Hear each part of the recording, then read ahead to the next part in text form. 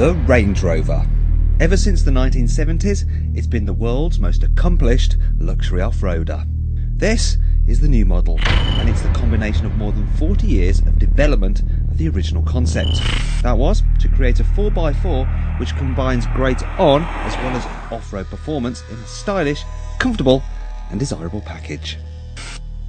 But does the new Range Rover, known internally as the L405, live up to the legend?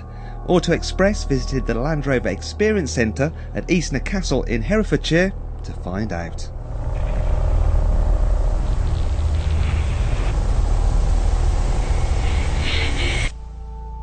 Over the past 4 decades, the Range Rover has evolved to become the quintessential luxury SUV. But regardless of progress, every subsequent model has always been clearly identifiable as a Range Rover. Key design cues include the so-called floating roof, a clamshell bonnet and a split tailgate. On the new model, this is now fully electric.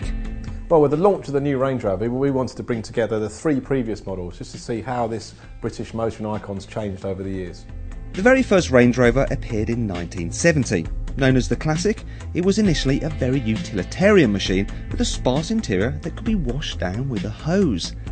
It was only available as a 2-door until a 4-door was added in 1981. A 3-speed automatic gearbox, full carpets and velour seats with armrests were also added to make the car easier to live with. But it was the In Vogue model which really established the Range Rover as a luxury vehicle, as it came with treats such as air conditioning as standard, while the options list included a cool box and picnic hamper.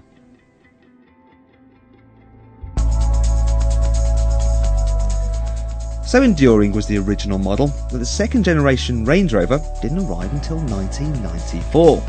Codenamed the P38A, it boasted a massive step up in interior quality to bring the cabin up to Germanic standards. The dash was far more car-like, and most controls were neatly located on the slope centre console or multifunction steering wheel. The Range Rover Mark III, known as the L322, was launched in 2002 and immediately established itself as a genuine alternative to luxury limousines. Not only did its larger body ooze curbside appeal, but it took the luxury level way beyond that of any other off-roader. This vehicle was also a gadget lover's delight, as its technology included a dual-view LCD touchscreen that allowed the front passenger to watch TV without distracting the driver. The latest Range Rover is similar in size to its predecessor. However, better packaging means there's more space for rear passengers. The interior is even more opulent too.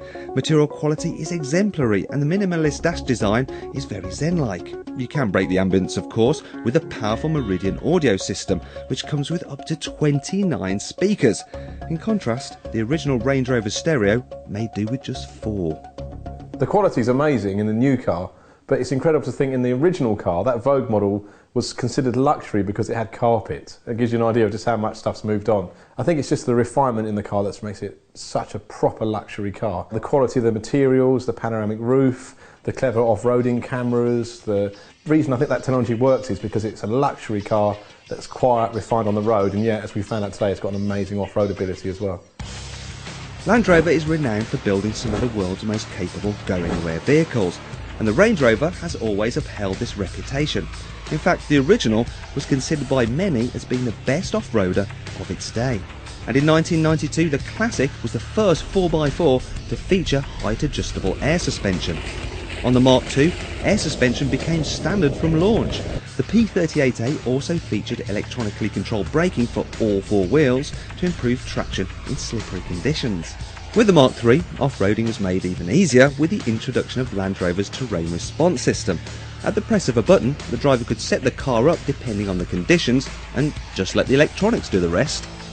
The terrain response system has evolved from the new Range Rover and now features a fully automatic mode. This makes the vehicle even more capable off-road, even in the hands of an inexperienced driver. This, plus an increase of the vehicle's wading depth to an incredible 90 centimetres, means there's now even fewer places you can't go in a Range Rover.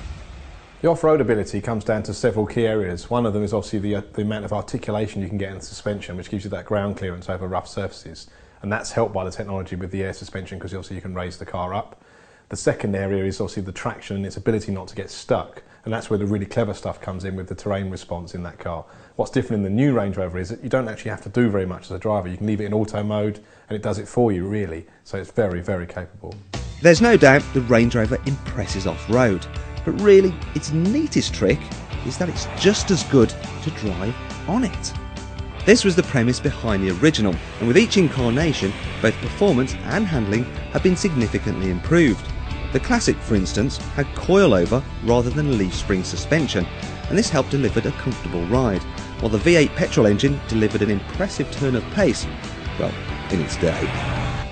The second generation Range Rover had revised V8 petrol engines and a BMW 6-cylinder diesel. However, under the skin the mechanicals were largely unchanged from the Classic, apart from added bracing to the chassis, extra crash protection and enhanced soundproofing to make the Range Rover easier to live with on longer journeys.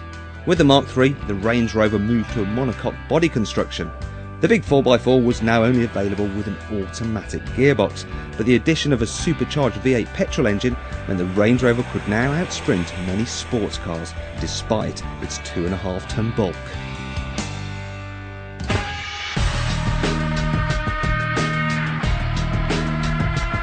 The arrival of the Mark IV, however, sets a new dynamic benchmark.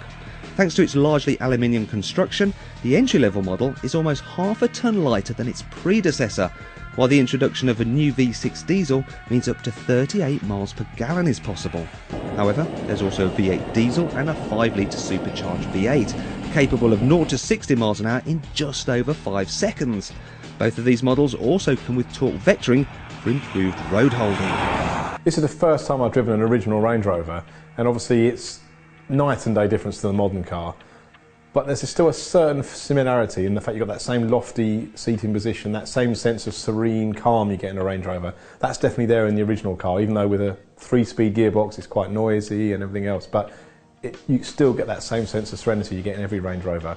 And then stepping forward to the latest car, it's just the refinement, and it's actually such a fast car as well. You forget how quick it feels as well. That's the thing you often forget with a Range Rover. Handling's great on A roads. The body control is well controlled given the size of the car. It just drives like a car, which is a compliment. And then when you take it off-road, you remember that the Range Rover is a proper off-roader as well. Over the past 40 years, the Range Rover has improved dramatically, yet it still maintains the essence which made the original such a hit. Obviously, improvements come at a price, and the new model starts from almost £72,000. So, overall, what does Auto Express think of the all-new Range Rover? I think I'd like to drive home in one and not leave it here. It's an amazing car. It's just the refinement, the comfort and the performance on the road, and the knowledge that in bad weather conditions, snow, off-road, whatever else, you've got that ability there when you need it. That's always what's made the Range Rover stand out, and I think that's the case now, and it's moved on even more with the new car.